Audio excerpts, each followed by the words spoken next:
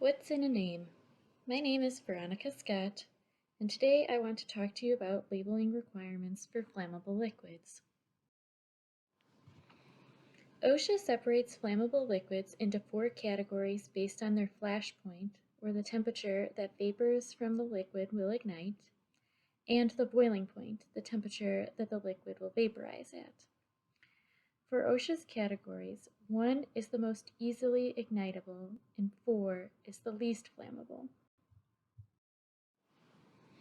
OSHA is not the only organization to categorize the flammability of different materials.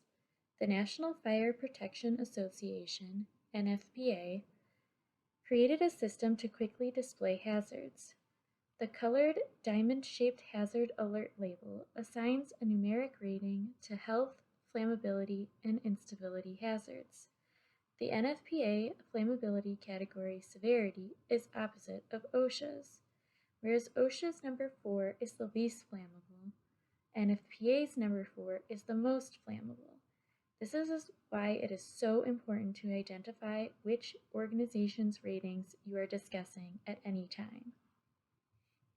NFPA is required to inform the fire department or transportation services. This is not usually used as an employee notification system.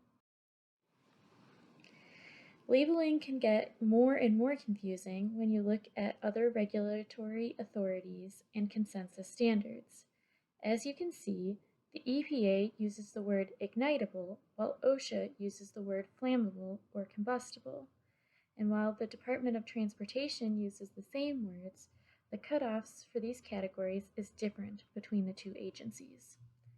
It is important to note that while there are lots of different labeling recommendations, the flammability categories OSHA uses are legal definitions outlined in the Flammable Liquids Standard 1910.106.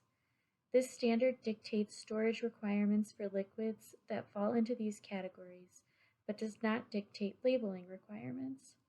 OSHA's requirements for labeling can be found in 1910 1200 F6 in the Hazard Communication Standard. If you want to know what OSHA requires of the labeling of flammable liquids, here is a diagram to help. Category 4, shown on the right side of the diagram, is the least flammable on this chart and does not require the pictogram, but the word warning should be displayed clearly on the label with the hazard statement, combustible liquid.